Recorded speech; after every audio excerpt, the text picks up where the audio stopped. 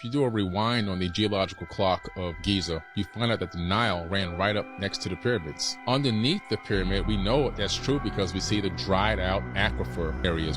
These gigantic shafts that run, not man-made, but natural forming areas underneath the pyramid where the water would run. Now, when you take magnetized crystal granite, which is the base, and you use running water underneath it, you create physiostatic electricity. Then the granite will pull the ions up into the pyramid, send them up the Grand Gallery. Now, the Grand Gallery has these slots on each side. The hypothesis by engineers, mainstream engineers too, is that they could have been resonating rods, something to amp up the electricity as it went up into the King's Chamber. In the King's Chamber, here's what's interesting. There's a box in there that they try to say it's a sarcophagus. It's not a sarcophagus. I'm 6'4". I can't fit in that box. The box is the exact dimensions, though, of the Ark of the Covenant. The Ark of the Covenant used to sit inside of that box. It was technology. It was a capacitor. And that will then give the extra boost and send the electricity up through the apex where there was a gold capstone. The Great Pyramid at Giza, where is it located? Directly at the center of landmass on Earth, not the center of the Earth, the center of landmass. There's only one way to get that calculation.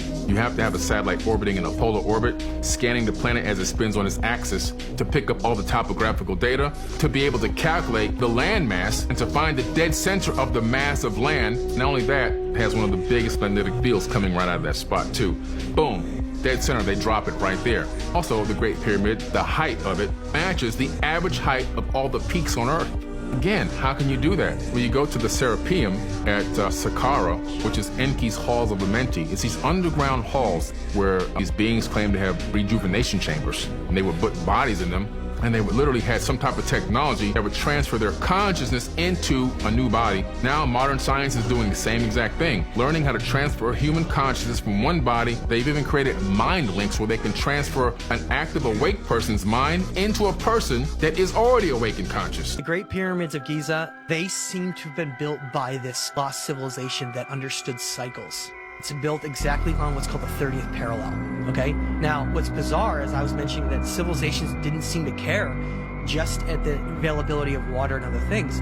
It was about energetically and being in a certain location. Now, the 30th parallel is an region of Earth that covers this line across above the equator. When we look at some of the most ancient sites on Earth, Great Pyramids of Giza, Eridu, and the Sumerian cities, as well as places like Angkor Wat in Southeast Asia, and some others, they're exactly found in the 30th parallel. Exactly. It means that around the world, they're exactly on the same line.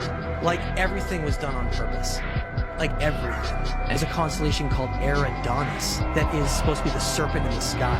And it leads from Orion's belt. If you look at these ancient Sumerian cities and the Euphrates River, Göbekli Tepe is at the headwaters of the Euphrates River. The very beginning of it, these other cities are at the end. The Great Pyramids of Giza are built to be the three belt stars of Orion. And what it shows you is that it's like they're trying to make the constellations in the sky. One master architect.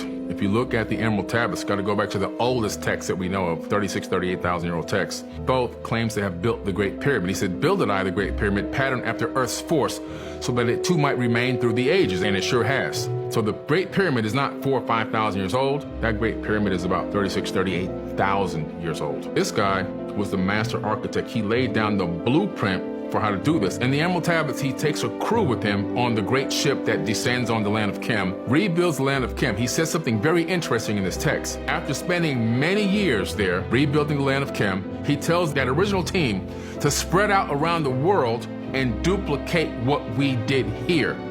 Pyramids pop up all around the world. Megalithic structures, megalithic temples all around the world using the same exact building technique. Thoth himself even leaves Africa, takes Olmecs with him, and leaves his brother Amun-Ra in charge, and he goes to Mesoamerica and builds the Teotihuacan civilization, which, by the way, is aligned with Orion, the same exact formation as the ones in Africa at Giza, and also what? Built on top of an aquifer. The base of the Pyramid of the Sun is exactly the same size as the base of the pyramid, Great Pyramid at Giza, and the height is exactly 50% the height down to the millimeter of the Great Pyramid at Giza. One master architect. When you look at the Sphinx is a super compelling argument in my mind for architecture that has been there for more than 10,000 years.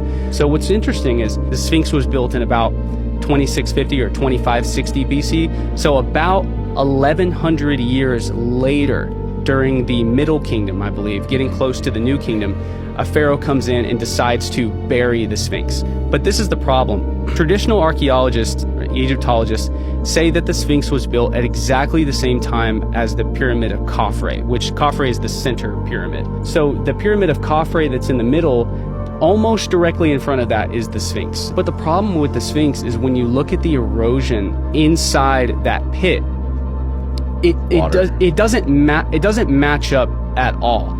Geologists who have been there, they bring back photos and they show other professors and they say, what does this look like to you? And they're like, that's over 10,000 years of limestone erosion.